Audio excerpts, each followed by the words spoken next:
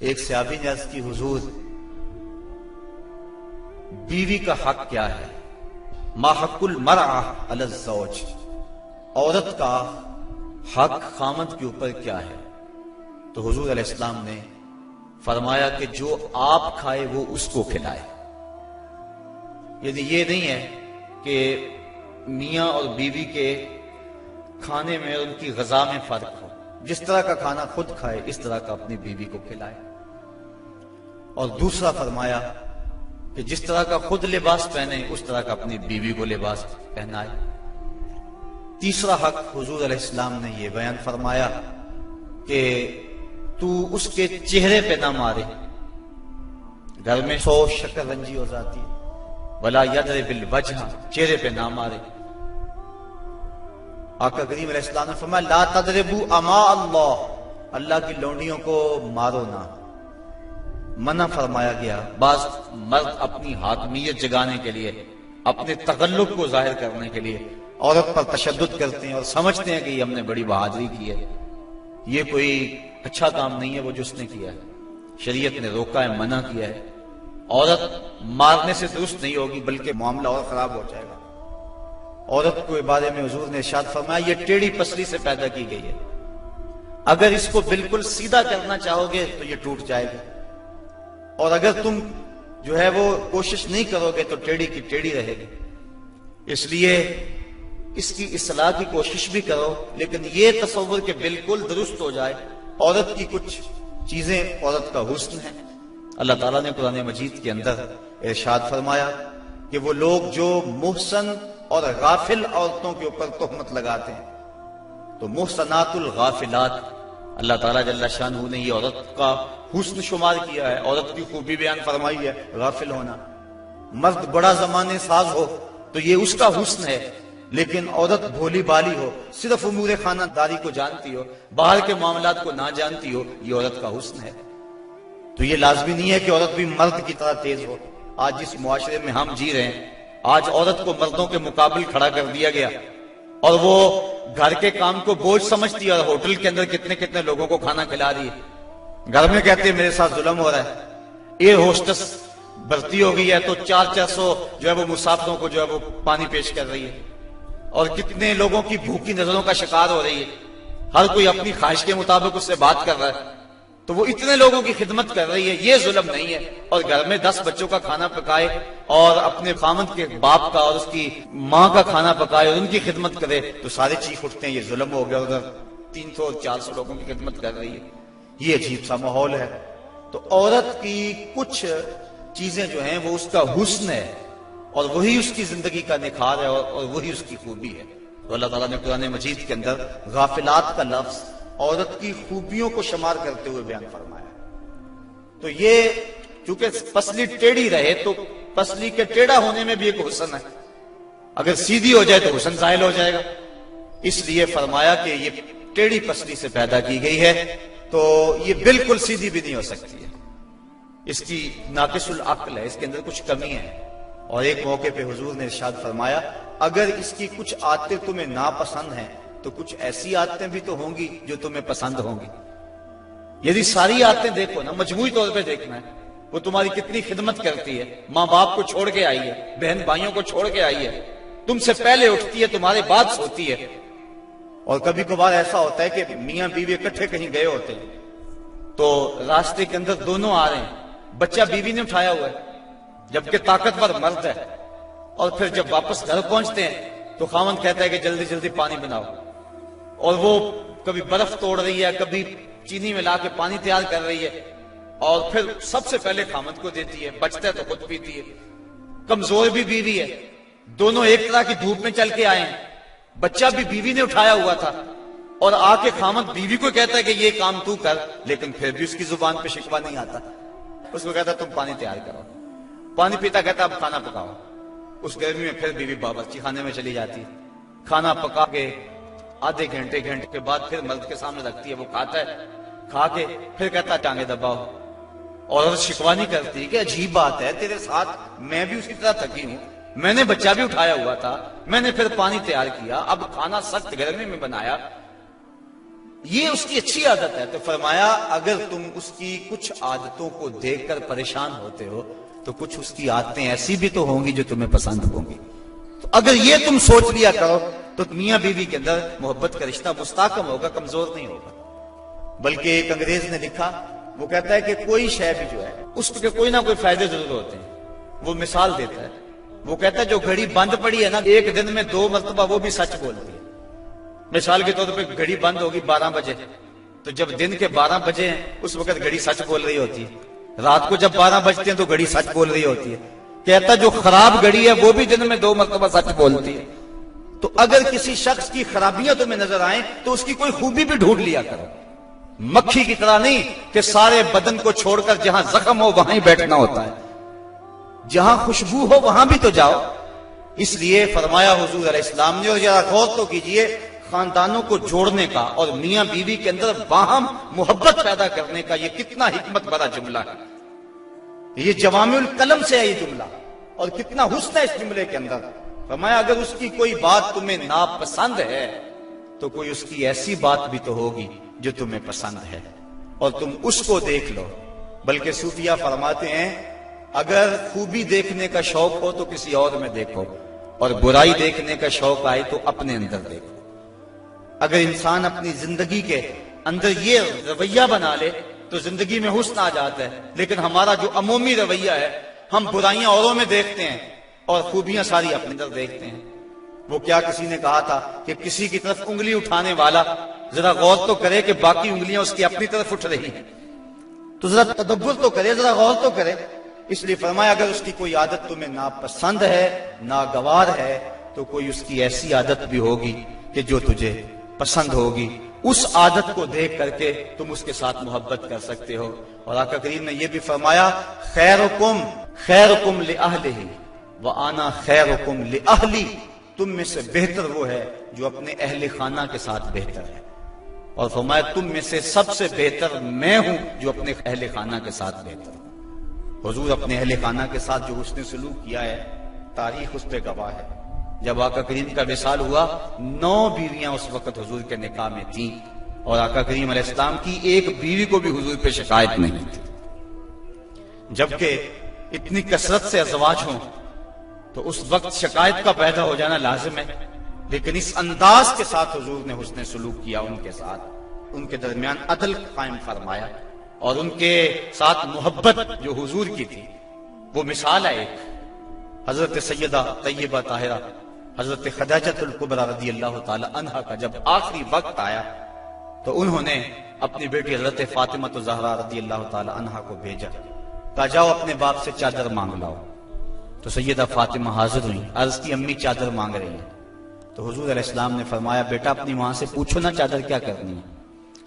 تو حضرت خدیجہ الکبریٰ رضی اللہ تعالی عنہا کی خدمت میں پوچھنے کے لیے حضرت فاطمہ واپس آ رہی ہیں تو حضرت نبی رحمت صلی اللہ علیہ وسلم بھی پیچھے آ گئے. حضرت خدیجہ سخت بیمار تھی. عرض کی حضور اس وقت جو میری حالت ہے آپ دیکھ رہے ہیں، مجھے لگتا ہے کہ یہ میرا آخری وقت آ گیا. میں نے چادر اس لیے مانگی ہے کہ اس چادر سے مجھے کفن دیا جائے. اب سنو حضور نے کیا جواب دیا. آقا کریم کی آنکھوں میں آنسو آ گئے اور فرمایا خدیجہ تو نے تو چادر مانگی ہے، لو اردت جلدی لا آتیتک، اگر تو میری جلد بھی مانگتی میں وہ بھی اتار کے دے دیتا. یہ ہے محبت بیوی کے ساتھ، یہ ہے پیار کا رشتہ. حضرت ام المومنین سیدہ عائشہ صدیقہ رضی اللہ تعالی عنہا فرماتی ہیں حضور کثرت سے حضرت خدیجہ کا تذکرہ کرتے تھے. ایک دن مجھ سے نہ رہا گیا، میں نے کہا حضور آپ اس بوڑھی عورت کا تذکرہ نہیں چھوڑتے. تو حضور نے فرمایا عائشہ مجھے خدیجہ کے بارے تکلیف نہ دو، جب پورے مکے نے میرا انکار کیا تھا اس نے میرا اقرار کیا تھا. حضرت عائشہ صدیقہ رضی اللہ تعالی عنہا فرماتی ہیں ایک دن حضور بقیع سے واپس آ رہے تھے، میرے سر میں سخت درد ہو رہا تھا. حضور تشریف لائے تو میں نے کہا واہ راسا ہو، ہائے میرا سر گیا.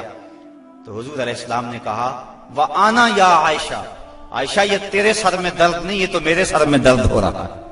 یہ بیوی کے ساتھ محبت کا انداز ہے جو حضور نے اختیار فرمایا. یہ کیسا پیار ہے، یہ کیسی الفت ہے، ذرا غور تو کریں. حضرت سودا رضی اللہ تعالی عنہا حضور ان کے ہاں تشریف فرما تھے. حضرت عائشہ صدیقہ رضی اللہ تعالی عنہا نے کچھ پکایا، میٹھی چیز تیار کی، جی میں آیا حضور کو دوں۔ آقا کریم حضرت سودا رضی اللہ تعالی عنہا کے ہاں تھے، انہوں نے وہ شے اٹھائی اور حضرت سودا کے حجرے میں چلی گئی، وہ چیز رکھی، کھانا شروع کیا، حضور بھی تناول کر رہے ہیں، حضرت عائشہ رضی اللہ تعالی عنہا بھی تناول کر رہی ہیں، لیکن حضرت سودا نہیں لے رہے۔ ان کے دل میں یہ بات آ گئی کہ میری باری تھی اور یہ کھانا تیار کر کے ادھر لے آئی ہیں، اس لیے وہ نہیں کھا رہے۔ تو حضرت عائشہ صدیقہ رضی اللہ تعالی عنہا نے اس حلوے یا اس کھیر سے انگلی کے ساتھ تھوڑی سی چیز لگائی، حضرت سودا کے رخسار پہ مل دی۔ اب حضرت سودا نے عرض کی حضور یہ دیکھو انہوں نے کیا کیا ہے۔ تو آقا کریم نے فرمایا نیکی کی جزا نیکی اور برائی کی جزا برائی، ایسا کرو کہ تم بھی بدلہ لے لو۔ تو حضرت سودا نے انگلی لگائی اور حضرت عائشہ صدیقہ رضی اللہ تعالیٰ عنہ کے چہرے پہ لگا دی۔ اب ان کے چہرے پہ بھی وہ حلوہ یا وہ کھیر وغیرہ لگی ہے، ان کے چہرے پہ بھی لگی ہوئی ہے۔ باہر دروازے سے دستک ہونے لگی، دروازے پر کسی نے دستک دے دی۔ اب حضور تشریف لے گئے، دیکھا تو حضرت عمر فاروق کھڑے تھے، ابھی غالباً حجاب کی آیتیں نہیں اتری تھی، تو حضور جلدی جلدی آئے، فرمایا منہ دھو لو عمر آ رہے ہیں۔ اب دونوں کے ساتھ عدل بھی فرمایا حضور نے، اور ایسی شگفتگی بھی پیدا ہو گئی۔ بعض مرد سمجھتے ہیں کہ ہم مرد ہیں اور ہمیں عورتوں کے ساتھ بالکل سیریس رہنا چاہیے، ان کے ساتھ کوئی مزاح نہیں کرنا چاہیے، جبکہ مزاح فرمانا چاہیے۔ عورتوں کے ساتھ حضور نے فرمایا ہے۔ حضرت عائشہ صدیقہ رضی اللہ تعالی عنہ اور حضور جا رہے تھے کسی سفر پہ، حضور کی عادت یہ تھی جب قافلے میں ہوتے سفر کرتے تو سب سے پیچھے ہوتے، تو قافلہ تھوڑا سا آگے چلا گیا، تو حضور نے فرمایا عائشہ دوڑ نہ لگائیں۔ عرض کی ہاں ٹھیک ہے۔ حضرت عائشہ صدیقہ رضی اللہ تعالیٰ عنہ کہتی ہیں کہ میں پتلی دبلی تھی، میں اپنے پاؤں سے آگے نکل گئی۔ یہ لفظ کہ حضرت عائشہ صدیقہ نے یہ نہیں کہا میں حضور سے آگے نکلی، بلکہ ادب کا یہ عالم ہے، کہا میں اپنے پاؤں سے آگے نکل گئی۔ خیر معاملہ ختم ہو گیا، کافی عرصہ بیت گیا، ایک دن پھر ہی ایسا موقع بنا، میرے جسم میں تھوڑی سی فربہی آ گئی تھی، تو حضور نے فرمایا عائشہ دوڑ نہ لگائیں، میں نے کہا لگاتے ہیں۔ تو جب دوڑ لگائی تو میں پیچھے رہ گئی، حضور آگے چلے گئے، تو حضور نے پیچھے پلٹ کے دیکھا اور مسکرا کے فرمایا یہ اس دن والا بدلہ ہو گیا۔ تو اب مزاح فرمایا حضور علیہ السلام۔ اور حضرت عائشہ صدیقہ رضی اللہ تعالی عنہ فرماتی ہیں کہ اللہ کے محبوب علیہ السلام مجھے حمیرہ کہہ کے پکارتے تھے، یہ محبت کا عالم تھا۔ تو عورت کے ساتھ حسن سلوک کرنے کا درس دیا گیا ہے، تو فرمایا اس کو مارو نہ، ولا یکبہ، اور اس کو گالی نہ دو۔ عورت کو گالی گلوچ کرنا یہ کوئی اچھی عادت نہیں ہے۔ کسی کو گالی دیں آپ یا مجھے کوئی گالی دے تو میرے دل میں جو ہے وہ زخم لگے گا اس گالی کا۔ وہ کیا کسی عربی شاعر نے کہا ہے، تلوار کے زخم میں وہ مٹ جاتے ہیں لیکن جو زبان کے زخم میں وہ نہیں مٹتے۔ کسی کا مارا ہوا بول ختم نہیں ہوتا۔ اب کسی کو کوئی بات کہہ دے تو ساری زندگی وہ زخم نہیں مٹتا، تو جن میاں بیوی نے اکٹھے رہنا ہو ساری زندگی اور وہ خامد گالیاں دے تو بیوی کے دل میں کتنی نفرت پیدا ہو جائے گی۔ یہ آئلی زندگی کا سسٹم تباہ ہوگا یا نہیں ہوگا؟ اس لیے حضور نے فرمایا کہ چوتھا حق یہ ہے کہ وہ گالی نہ دے، اور پانچواں حق یہ بیان فرمایا حضور نے وَلَا يَحْجُرْ إِلَّا فِي الْبَيْتِ۔ عورت کی کوئی عادت ناپسند ہے یا کوئی ایسا معاملہ ہو گیا تو حکم ہے پہلے اسے سمجھاؤ، اگر وہ سمجھتی نہیں ہے تو پھر حکم ہے کہ اس کا بستر الگ کر دو۔ اب علماء نے اس کے ساتھ بھی شرط لگائی ہے، بستر الگ کرنے کا یہ مفہوم نہیں ہے کہ اس سے بول چال چھوڑ دو، اگر بول چال چھوڑ دو گے بچوں پہ اثر پڑے گا۔ بستر کو الگ کرنا یہ تمہارے میاں بیوی کا معاملہ ہے، بچوں کو پتہ نہ چلے، بچوں کی تربیت خراب ہو جائے گی اگر تم اس سے جو ہے وہ ایسا الجھاؤ پیدا کر لو گے۔ اور پھر کہا کہ فی البیت، اس کو الگ گھر میں کرو، اس کو میکے نہ بھیجو، اگر میکے بھیجو گے تو اس کے والدین کو تکلیف ہوگی، تو تمہارے دو خاندانوں کے اندر فساد بپا ہوگا۔ کیسی حکمت بھرے جملے ہیں۔ فرمایا ایک تو اس کو جدا کرو، دوسرا گھر کے اندر کرو، کسی تیسرے کو کانوں کان خبر نہ ہو، اور عورت جو ہے وہ تمہاری جدائی برداشت نہیں کر سکے، کیونکہ عورت کی فطرت اور ضرورت ہے مرد، وہ مرد کو دیکھ کر تسکین پاتی ہے، اور مرد کا چہرہ اجڑ جائے تو گھر اس کو کھانے کو آتا ہے، گھر میں اسے سکون ہی ملے گا، ہر طرح کی دولت و آسودگی ہو لیکن خامد کا چہرہ سیدھا نہ ہو، تو عورت کو سکون ہی نہیں ملے گا. اس لیے فرمایا کہ تم مجھ سے ناراض ہو جاؤ، بگڑ جاؤ، لیکن گھر کے اندر بستر سے الگ ہو جا، الگ سونا شروع کر دو، لیکن گھر کے اندر، تاکہ بچوں کے حالات پر بھی فرق نہ آئے اور تمہارے خاندانوں کے اندر بھی تفریق نہ پڑے. تو کہا یہ حق ہیں عورت کے مرد کے ذمے. اب ذرا ان پہ بار بار غور کریں. فرمایا جو خود کھاتے ہو انہیں کھلاؤ، جو خود پہنتے ہو انہیں پہناؤ، اور چہرے پر نہ مارو، اور فرمایا ان کے بستر الگ کر دو اور ان کو گالی نہ دو. یہ حضور علیہ السلام نے عورت کے حق بیان فرمائے. اور پھر حضور نبی رحمت صلی اللہ علیہ وآلہ وسلم نے یہ بھی ارشاد فرمایا اکمل المؤمنین ایمانا احسنهم خلقا وخیارکم خیارکم لأہلہ. فرمایا تم میں سے کامل ایمان اس شخص کا ہے جس کے اخلاق اچھے ہیں، خلق اچھا ہے، جس کا منہ میٹھا ہے، جس کی بولی ٹھیک ہے. وہ کیا کسی نے کہا تھا لہجے میں اگر رس ہو تو دو بول بہت ہے. انسان کو رہتی ہے محبت کی زبان یاد، انسان کو محبت کی بولی یاد رہتی ہے. تو کہا کہ جس کا خلق اچھا، اور دوسرا فرمایا جو اپنے اہل خانہ کے ساتھ ٹھیک ہے، سارے زمانے سے ٹھیک ہے، گھر والوں سے ٹھیک نہیں ہے، تو پھر کیسے زندگی میں سکون آئے گا، طمانینت آئے گا، کیسے چین آئے گا؟ تو تم میں سے بہتر وہ ہے جو اپنے گھر والوں کے ساتھ بہتر ہے. اور ابھی روایت میں نے آپ کے سامنے رکھی جس میں حضور نے فرمایا کہ میں تم میں سے سب سے زیادہ اپنے گھر والوں کے ساتھ حسن سلوک کرنے والا ہوں اور اچھائی کرنے والا ہوں. تو یہ حکم دیا گیا کہ وہ اچھے انداز کے ساتھ اپنی بیوی کے ساتھ حسن سلوک کرے، اس کو جو ہے وہ مکروہ نہ جانے اور اس کو برا نہ کہے، اس کو گالی نہ دے. دوسری طرف عورت کو کہا الرجال قوامون علی النساء، مرد عورتوں پر قوام ہیں، حاکم ہیں، امیر ہیں. یہ اس لیے فرمایا گیا کہ اگر دونوں رائے دیں اور شریعت فیصلہ نہ دے کہ کس کی رائے مقدم ہوگی، رائے میں اختلاف بھی ہو سکتا ہے، تو پھر آئلی سسٹم پھر بھی تباہ ہوگا. عورت رائے دے، مرد اس کو قبول کرے، اس کی رائے کی پرواہ نہ کرے، یہ مرد کے لیے مناسب نہیں ہے. اس طرح عورت گھر کے اندر عضو معطل بن جائے گی. وہ سمجھے گی کہ میری تو اس گھر میں اہمیت ہی کوئی نہیں، میں جو بات کرتی ہوں مجھے کوئی پوچھتا ہی نہیں ہے. عورت بندہ اپنی مرضی بھی کرنی ہے، عورت کی رائے لے لے.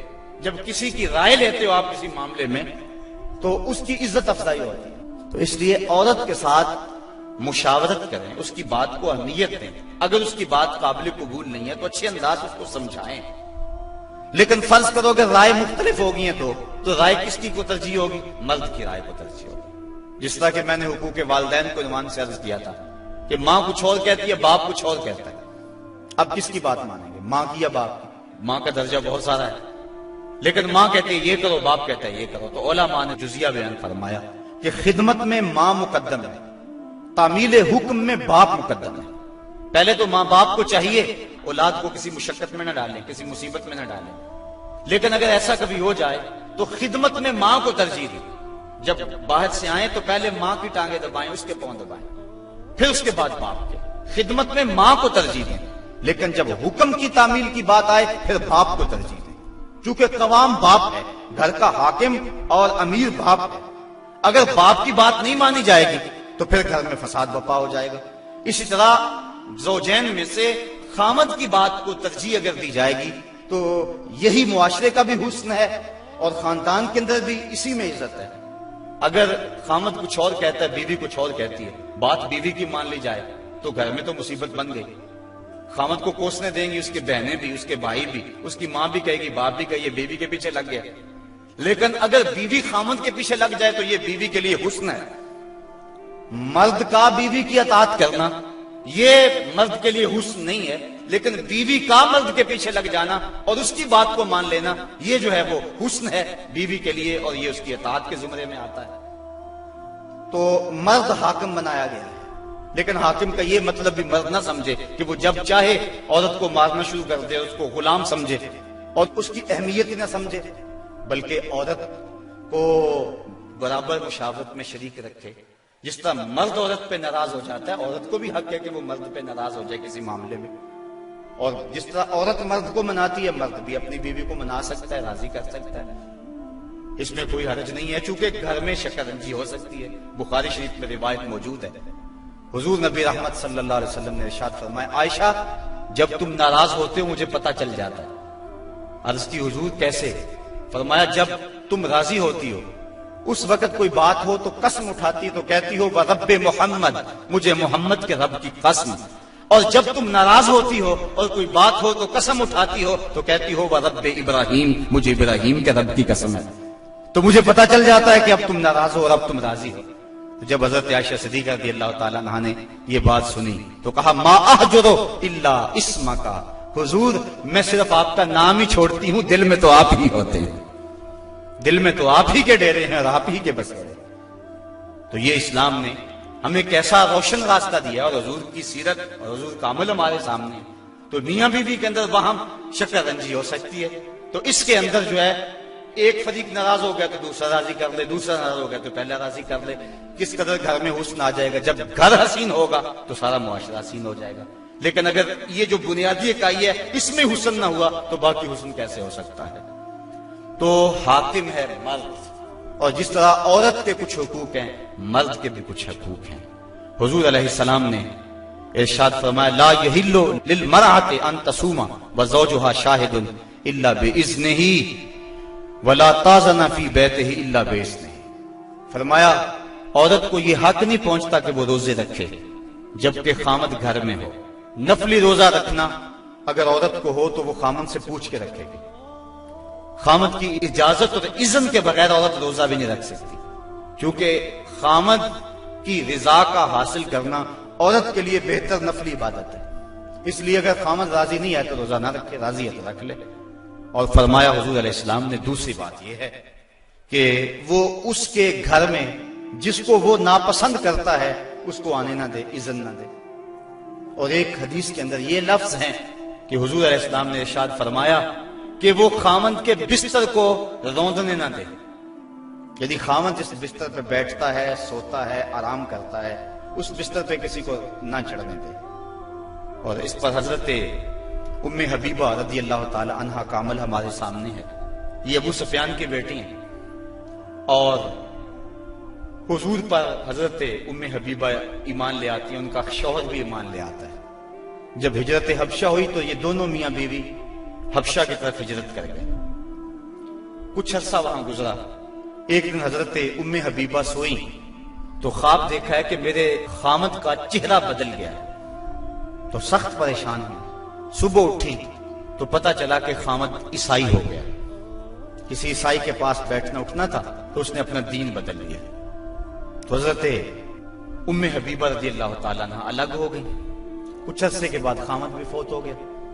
اب وہاں پردیش میں سارے جہان کو چھوڑ کر وہاں گھر بس آیا تھا تو وہاں وہ تنہا ہو گئی، تو سخت پریشان تھی۔ آقا کریم علیہ السلام نے حبشہ کے حکمران نجاشی کے ذریعے حضرت ام حبیبہ رضی اللہ تعالی عنہا کو پیغام نکاح بھیجا۔ نجاشی نے ایک لونڈی بھیجی کہ جا کے ام حبیبہ کو کہو کہ اللہ کے نبی تم سے نکاح کرنا چاہتے ہیں۔ اب حضرت ام حبیبہ کی زبانی اگلی کہانی سنیے۔ کہتی ہے میں گھر میں بیٹھی ہوئی تھی کہ باہر دروازے پہ دستک ہوئی، میں نے دروازہ کھولا تو ایک خاتون کھڑی تھی، میں نے اس کو بٹھایا تو وہ کہنے لگی میں نجاشی کی سمت سے آئی ہوں، اللہ کے محبوب صلی اللہ علیہ وسلم نے تجھے نکاح کا پیغام بھیجا ہے۔ کہتی ہیں ایک لمحے کے لیے تو میں حیران ہوئی اور پھر میری خوشی کی انتہا نہ رہی، اور گھر کے اندر جو کچھ موجود تھا اس وقت میرے پاس، میں نے سب کچھ بطور انعام اس لونڈی کو دے دیا۔ میں نے کہا میرے مقدر کے حضور کے نکاح میں آؤں۔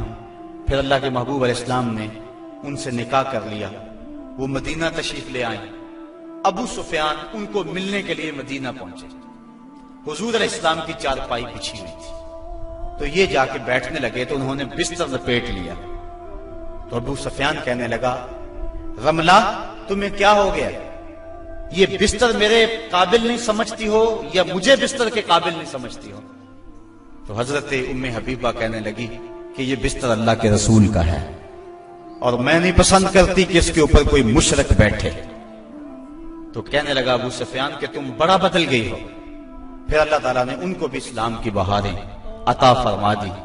تو یہ حق ہے خامند کا بیوی کے اوپر کہ خامند کے بستر کے اوپر کسی کو نہ بیٹھنے دے۔ اللہ کے محبوب علیہ السلام نے فرمایا ایما امرأۃ ماتت وزوجها عنها راض دخلت الجنہ، وہ عورت جو اس حال میں مری کہ اس کا خامند اس پہ راضی تھا، فرمایا وہ عورت سیدھی جنت میں جائے گی۔ اور ایک روایت میں ایسا ہے کہ 4 شخص ایسے ہیں کہ جن کو جنت میں جانے میں کوئی رکاوٹ نہیں ہوگی۔ ان میں سے ایک وہ شخص جس نے اپنے والدین کی خدمت کی اور والدین اس پہ راضی ہوئے۔ دوسرا وہ شخص جس کے بال بچے زیادہ تھے، ذرائع آمدنی تھوڑے تھے، لیکن اس نے بچوں کے پیٹ میں حرام کا ایک لقمہ بھی نہیں جانے دیا۔ تیسرا وہ شخص جس نے ایسی پکی توبہ کی، گناہوں کی طرف دوبارہ پلٹنا اس کے لیے اتنا ہی مشکل ہے جس طرح تھنوں سے نکلے ہوئے دودھ کو واپس کیا جائے۔ اور چوتھی وہ خاتون کہ جس نے اپنی ساری محبتیں اپنے خامد پہ نچھاور کر دی اور اس حال میں فوت ہوئی کہ اس کا خامد اس پہ راضی تھا۔ فرمایا ان 4 کو جنت میں جانے سے کوئی بھی نہیں روک سکتا۔ تو عورت کی جنت مرد ہے، اگر وہ مرد کو راضی کر دے گی تو جنت کی راہوں کی مسافر ہے، اور اگر وہ اپنے شوہر کو راضی نہیں کر پاتی تو اللہ کے محبوب علیہ السلام نے فرمایا میں نے کثرت کے ساتھ عورتوں کو دوزخ میں دیکھا ہے۔ عرض کی حضور کس وجہ سے؟ فرمایا ایک تو کثرت سے لعنت کرنے والی ہوتی اور دوسرا خامند کی ناشکری کرنے والی ہوتی۔ یہ 2 بد خصلتیں عورت میں ایسی ہیں جو عورت کو جہنم کا ایندھن بنا دیتی ہے۔ ورنہ عورت جو اپنے خامند اور شوہر کے ساتھ وفا کرتی ہے، کسی بزرگ نے کہا کہ عورت نے 2 بول بولے کہ میں تیری ہوں، پھر زمانہ بدل گیا وہ نہ بدلی، اس نے وفا کی حد کر دی۔ تو وہ بزرگ کہتے جس طرح عورت نے وفا کی حد کر دی، اگر بندہ اپنے رب سے حد کر دے یوں وفا کی تو اللہ کتنا کرم اس کے اوپر فرمائے۔ اب عورت دکھ بھی سہتی ہے، تکلیفیں بھی سہتی ہے، لیکن اپنے اس قول سے نہیں پھرتی، بدلتی نہیں ہے۔ اس کی آرزو یہ ہوتی ہے اس گھر میں سرخ جوڑا پہن کے آئی تھی، سفید لباس لے کر نکلوں اس گھر سے، یہ اس کی آرزو ہوتی ہے۔ اور کسی عورت کی یہ خوش قسمتی ہے۔ تو عورت اگر اپنے خامند کو راضی رکھتی ہے تو وہ جنت کی مسافرہ ہے، لیکن اگر اپنے خامند کو ناراض کر دیتی ہے تو وہ جنت کی خوشبو بھی نہیں پائے گی۔ اس حال میں مرے کہ اس کا شوہر اس سے راضی ہو جائے۔ اللہ اکبر۔ اللہ کے محبوب علیہ السلام نے مردوں کو عورتوں کے ساتھ اور عورتوں کو مردوں کے ساتھ حسن سلوک کرنے کی تلقین ارشاد فرمائی، اور آقا کریم نے جو آخری وصیت اپنی امت کو کی اس کے بعد حضور علیہ السلام کا وصال ہو گیا، اس کے بعد کوئی وصیت نہیں ہے حضور کی زبان سے جو نکلی ہو۔ فرمایا لوگوں میں تمہیں 2 چیزوں کی وصیت کرتا ہوں، ایک الصلاۃ الصلاۃ، نماز نماز، یعنی نماز کو نہ چھوڑنا، اور دوسری وصیت یہ تھی کہ میں 2 کمزوروں کے بارے میں تمہیں اللہ سے ڈراتا ہوں، ایک غلام اور دوسری تمہاری بیویاں۔ ان 2 کمزوروں کے بارے تمہیں اللہ سے ڈراتا ہوں، ان پہ ظلم نہ کرنا، انہوں نے بھاگ تو جانا نہیں ہے، گھر سے نکل تو جانا نہیں ہے، تو ان پہ ظلم کرو گے تو یہ دکھی ہو جائیں گے۔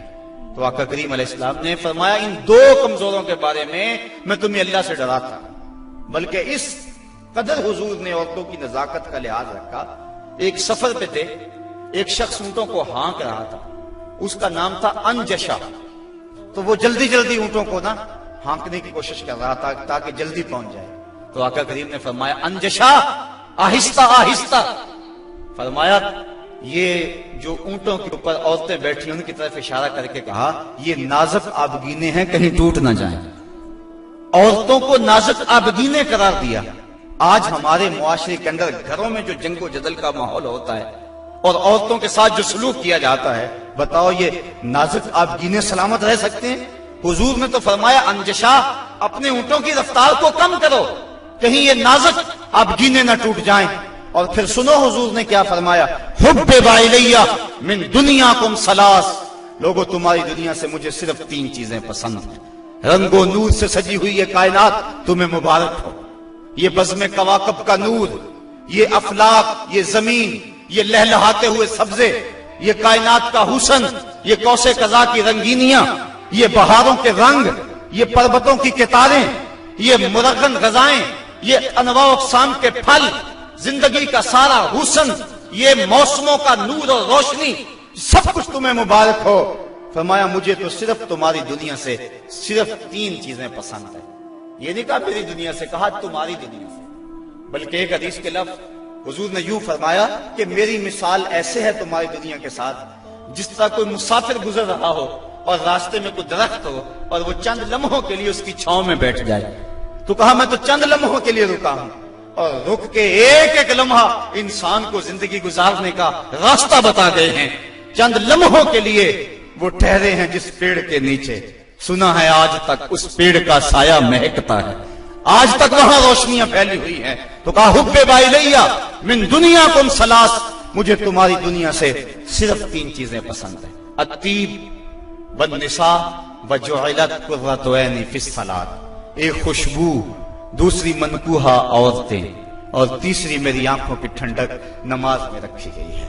تو صاحبو، میرے اور آپ کے آقا و مولا حضور نبی رحمت صلی اللہ علیہ وآلہ وسلم نے یہی ہمیں وصیتیں کی، عورتوں کے ساتھ اس نے سلوک کرنے کا، اور عورتوں کو حکم دیا کہ تم اپنے خامند کے ساتھ اس نے سلوک کرو، بلکہ فرمایا کہ اگر اللہ کے علاوہ کسی کو سجدہ جائز ہوتا تو میں بیوی کو حکم دیتا کہ وہ اپنے خامند کو سجدہ کیا کرے۔ عورت کو یہ بھی اذن نہیں ہے کہ وہ مرد کی اجازت کے بغیر گھر سے نکلے۔ اگر مرد پابند کرنا چاہے، عورت کو ہمت نہیں ہے کہ نکلے، شریعت نے منع کیا، بلکہ حضور نے ارشاد فرمایا جب کوئی عورت مرد کی رضا اور اذن کے بغیر گھر سے باہر نکلتی ہے تو آسمانوں کے سارے فرشتے اس عورت پہ لعنتیں نازل کرتے ہیں، اور پھر جب وہ گزرتی ہے جن راہوں سے، انسانوں اور جنوں کے علاوہ باقی ہر درخت، ہر پتھر، ہر شے جو راستے میں آتی ہے اس عورت پہ لعنت بھیجتا ہے۔ تو عورت کو مرد کے اذن کے بغیر گھر سے نکلنے سے روکا گیا، اس کو کہا کہ تو گھر میں ٹھہری رہنا، تیری یہ وفا کا تقاضا ہے۔ اور دوسرے مرد کو حکم دیا گیا کہ تو نے اس کا خیال رکھنا ہے، جو خود کھائے اس کو کھلائے، جو خود پہنے اس کو پہنائے، اگر کوئی نوبت تکرار اور لڑائی کی آ جائے اس کے چہرے پہ نہیں مارنا۔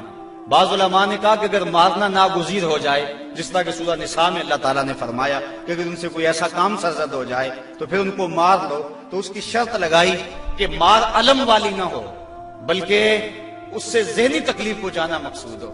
اور بعض نے کہا کہ مسواک کی مقدار کے اندر روئی لے کر اس روئی کا ایک ڈنڈا بنایا جائے اور روئی اس عورت کو ماری جائے۔ اب بتاؤ، روئی کے ڈنڈے مارنے سے عورت کو کوئی تکلیف ہوگی؟ یا سرہانہ پکڑ کے اس کو مارو گے تو کوئی تکلیف ہوگی؟ تو مقصد عورت کے اوپر مرد نے اپنے غصے کو نکالنا ہے، ورنہ یہ ایک ایسا نازک آبگینہ ہے کہ اگر تم ڈنڈوں سے مارنے لگو گے، ٹھڈوں سے مارو گے اور زبان سے گالیاں دے گے تو یہ مقدس رشتہ اور یہ نازک آبگینہ ٹوٹ جائے گا اور گھر کا ماحول خراب ہو جائے گا۔ وہی میاں بیوی کامیاب زندگی گزارتے ہیں اور انہی کی اولادیں درست ہوتی ہیں جو ان چیزوں کا لحاظ اور خیال رکھ کے محمد عربی کی سنت سیرت پہ عمل کرتے ہیں، اور جنہوں نے اپنے گھر کو جنگ کے نقشے میں بدلا ہوا ہوتا ہے، وقتی طور پہ وہ روب جھاڑ بھی لیں لیکن ان کی زندگی کے اندر حسن اور طمانیت نہیں ہوتا۔ تو آج میں نے اس نشست کے اندر یہ چند باتیں آپ کے سامنے رکھیں۔ اللہ تعالیٰ جل شانہ کی بارگاہ میں دعا ہے کہ مجھے اور آپ کو رسول کریم کے بتائے ہوئے راستوں پر چلنے کی توفیق عطا فرمائے، اور حضور نے جس طرح اپنی ازواج کے ساتھ حسن سلوک کیا ہے اس طرح ہمیں حضور کے نقوش پا کی برکتیں عطا فرمائے اور زندگی کا حسن ہمیں عطا فرما دے۔